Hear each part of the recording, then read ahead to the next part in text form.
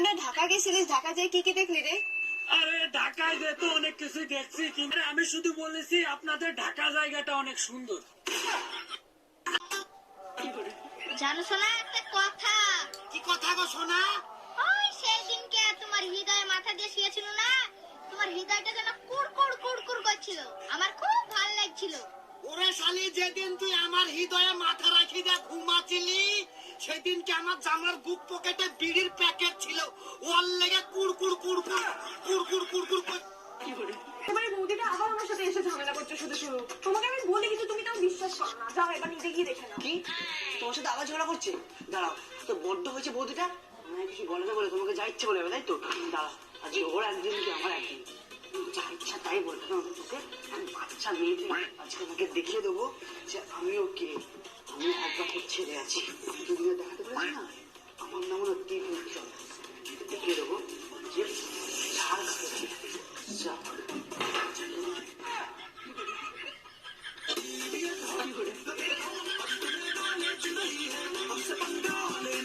আপনার জীবনে কখনো প্রেম ভালোবাসা আসছিল? জীবনে একবারই প্রেম করেছিলাম, পাগলের মতো ভালোবাসতাম তাকে। তার শেষ পরিণতি কি হলো? শেষ পরিণতি অনেক ভয়ানক ছিল, আপনি সহ্য করতে পারবেন না। তবুও যদি একবার বলতেন। সে এখন আমার 2 সন্তানের বাবা। ডাক্তার, দাঁতে প্রচন্ড ব্যথা করে, মনে হয় পোকা হয়েছে, কিছু একটা করেন। এক কাজ করেন, দাঁত তুলে ফেলেন, তাইলে আর পোকায় দাঁত খাইতে পারবে না। পোকায় তো খাইতে পারবে না বুঝলাম, কিন্তু দাঁত ছাড়া আমি খাবো কেমনে? তাইলে এক কাজ করেন, 2 সপ্তাহ না খাইয়ে থাকেন, পোকা না খাইয়েই মরে যাবে। ডাক্তার, তাই পাশের পাশের ভাবিরে দেখছো কি বিশ্রী ভাবে শাড়ি পরে? কোন ভাবি যারে সবাই এখন আন্টি বলে ডাকে? আরে হ্যাঁ, পেট বের করে শাড়ি পরছে, পেটের বিশ্রী কালো দাগ দেখা যায়। আরে বুকা, ওটা কালো দাগ না, ওটা হলো পেটের নিচে ট্যাটু আঁকানো। আজকে তোরে খাইছি, ওইটা তো তুই দেখলি কি করে? আজকে পেপার দেখছো, এক লোক বউ বিক্রি করে প্রাইভেট কার কিনছে। হ্যাঁ দেখছি, আমার প্রাইভেটের দরকার নাই, আমার কাছে সাইকেলই ঠিক আছে। ওরে আমার সোনা, তুমি আমার এত ভালোবাসো? তোমাকে বিক্রি করলে সাইকেলের বেশি কিছু আসবে না। তুই কুত্তা, একটা কুত্তা। Bye bye. হক মাওলা, আমি হলাম চুম্মা বাবা।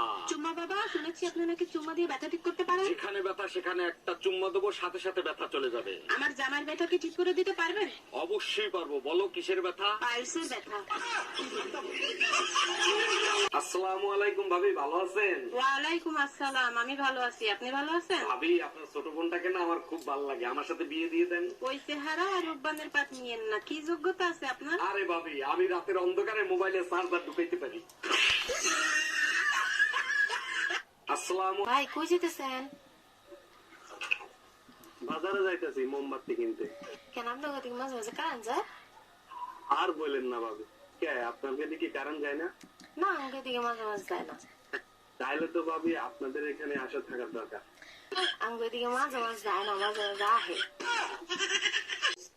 আরে মিম, শুনলাম তোর বয়ফ্রেন্ড নাকি অ্যাক্সিডেন্ট করছে, তা এখন কি অবস্থা? আর বলিস না, আজ 3 দিন ধরে বিছানায় পড়ে আছে, দাঁড়াচ্ছে না। বলিস কি, এ তো সর্বনাশের মাথায় বাড়ি। তার নালা দিয়ে দেখছিলি? ওরে কুত্তা, আমার বয়ফ্রেন্ড দাঁড়াচ্ছে না। এই, কিছু মনে না করলে একটা প্রশ্ন করব? ভাবিরা কখনো কোনো কিছু মনে করে না, জিজ্ঞেস করেন। একটা হাতির সামনে একটা উলঙ্গ লোক দাঁড়ায় আছে, হাতিটা ওই লোকরে কি প্রশ্ন করতে পারে? আপনাকে দেখে মনে হচ্ছে জানোয়ার আর মানুষের ভিতরে কোনো পার্থক্য নাই। না ভাবি, হয় নাই। তাইলে আমি পারবো না, আপনি বলেন। হাতি প্রশ্ন করছে, এত ছোট সুর দিয়ে কেমনে শ্বাস নেন? তুমি আমার আর হরির প্রেম ক্যান্সেল করতে পারো না। তুমি আমাকে একটা কারণ বলো যেটা আমি হরিকে প্রেম করতে পারবো না। 4টে কারণ বলছি। কারণ নাম্বার 1, ওই মাতারের বাচ্চাকে পুলিশ অ্যারেস্ট করেছে খুনের দায়ে, ও এখন লক আপে। কি? হরি লকআপে? হ্যাঁ। কারণ নাম্বার 2, ও ফিল্ম স্টার সুইটির সঙ্গে প্রেমে হাবুডুবু খাচ্ছে। সুইটি? কারণ নাম্বার 3, তোর মাও ওই গর্তে পা মচকেছে। কি? মা! ভাব। কারণ নাম্বার 4, ওই মাদারের বাচ্চাকে আমি খুন করে ও সাথে চলাম চলাম করে ঢোলক বাজাবো। যদি বিয়ের আগে বিধবা না হতে চাস তাহলে এই মাদারের বাচ্চাকে ভুলে যা। আমি হরিকে কারুর হতে দেব না, হরি শুধু আমার। আমি যাচ্ছি হরিকে বাঁচাতে। বড় ছোট মতো ঢুকলে কেন? সিবিআই আসছে আমাদের বাড়িতে, তাড়াতাড়ি একটা জামা দাও। সিবিআই কেন আসছে? আরে কদিন আগে একটা মেয়ে রেপ হয়ে মার্ডার হল না, সেই কেসে সিবিআই আমাকে সন্দেহ করছে। কি করেছিস? শোনো, সিবিআই সামনে ভাব নিতে কম করবে না, আর অল্প কথা বলবে, যা বলবে ইংরেজিতে বলবে, তাহলে মনে করবে শিক্ষিত লোক এসব নোংরা কাজ করবে। ইংরাজি কি করে বলবো, আমি তো মূর্খ। বেশি কিছু বলতে হবে না, বলবে yes no very good. Yes no very good. ছুটে এসে কোথায় লুকিয়েছিস? স্যার বলুন, তোর নাম কি রে? হারালাল সামন্ত। আচ্ছা হারাধন, হারাধন নয় স্যার, হারালাল, হারালাল। ঠিক আছে হারাধন। আবার ধন ধরছেন, ধন ছাড়ুন, ধনটা কেটে লাল করুন। ঠিক আছে ধন কেটে লাল, হারালাল।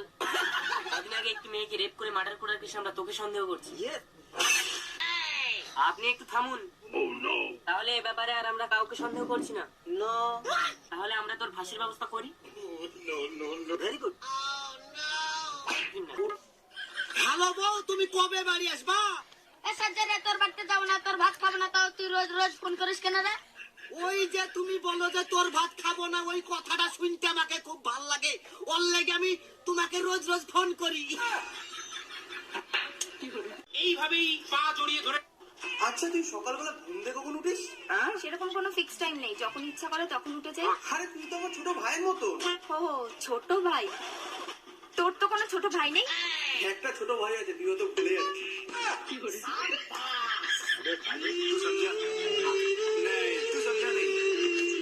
কাকে চাই? এটা কি রমদার বাড়ি? হ্যাঁ। আরে বৌদি তুমি তো খুব সুন্দরী দেখতে। তাহলে তোমার কি? তোমার বর কেন বারবার আমার বউকে ফোন করছে? কি?